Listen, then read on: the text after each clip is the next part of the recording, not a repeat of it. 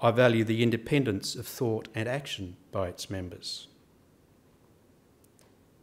It is important to me that our beliefs are founded essentially in reality. We don't run away and we don't delude ourselves. I find great pleasure and value in the eccentricity of many of its members. I recognise and also value the practical commitment of many members to social justice and change. I enjoy immensely the music. And I enjoy our Sunday addresses. Now, there are some things, as with everything, that I sometimes question. And these are simply observations. They're not fundamental to my sense of commitment to the Unitarian Church, but they are things I think about from time to time. Many of you will disagree, I'm sure, and will tell me over coffee. I think sometimes Unitarians have a tendency to intellectualise what cannot be intellectualised, to attempt to rationalise issues that are essentially of the soul. I also wonder sometimes whether our minimalist approach to theological structure, as I call it, minimalist approach, sometimes appears to represent too much, to be too accommodating of too many positions, possibly encouraging a perception that we lack a degree of substance. So I'm just throwing that out there provocatively. What does attendance at our church, particularly on Sundays in Adelaide, do for me? It gives me an opportunity, other than today, to reflect and detach. It gives me the chance for reflection and detachment. It allows me to place my particular troubles, as we all have, that arise from time to time in a more manageable perspective. It assists in grounding me. Being here can, on occasion, be essentially meditational for me.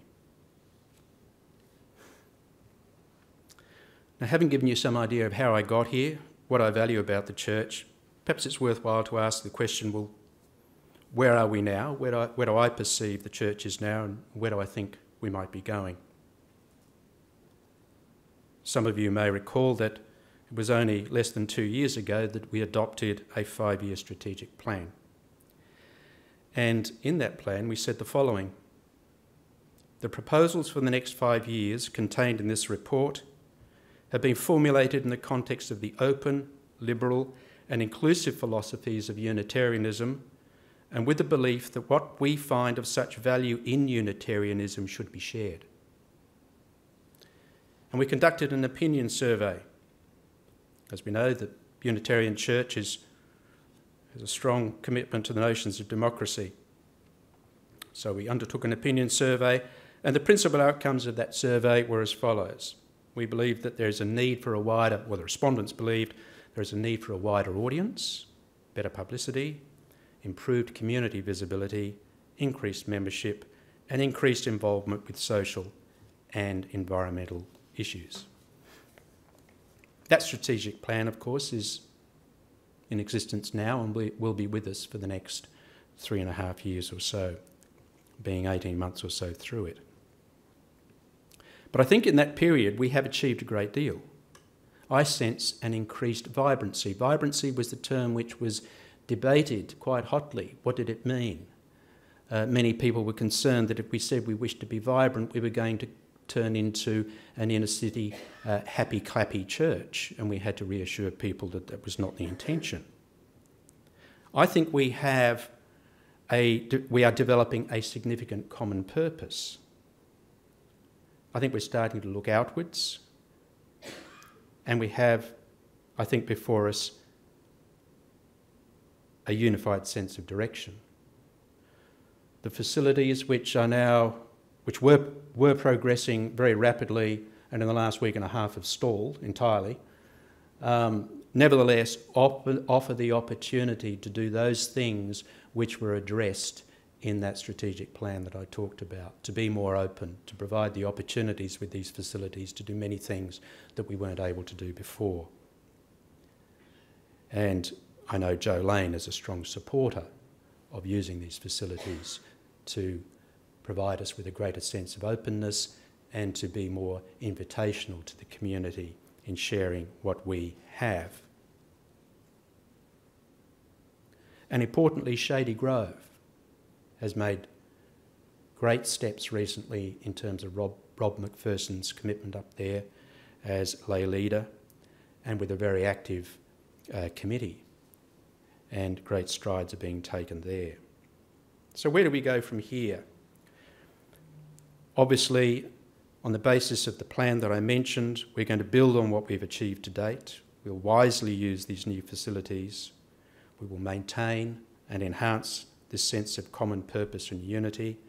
And importantly, as happened with the cabaret early this year, we'll try and have a lot of fun doing it. In doing this, obviously we all have the opportunity to contribute. You all contribute in various ways. This in a way may add a little more burden, but I think the burden's offset by the value and the pleasure I think we all find in working with a common purpose. However, we must keep our aims, objects and plans firmly planted in the principles of Unitarianism. And to quote from the principles of the Unitarian Universalist Association, Unitarian Universalists covenant to affirm and promote the inherent worth and dignity of every person, justice, equity and compassion in human relations, acceptance of one another and encouragement to spiritual growth in our congregations, a free and responsible search for truth and meaning, the right of conscience and the use of the democratic process within our congregations and in society at large, the goal of world community with peace, liberty and justice for all, respect for the interdependent web of all existence of which we are a part. So be it. The words of Michael Lunick: God, give us rain when we expect sun. Give us music when we expect trouble. Give us tears when we expect breakfast. Give us dreams when we expect a storm. Give us a stray dog when we expect congratulations. God, play with us, turn us sideways and around. Amen.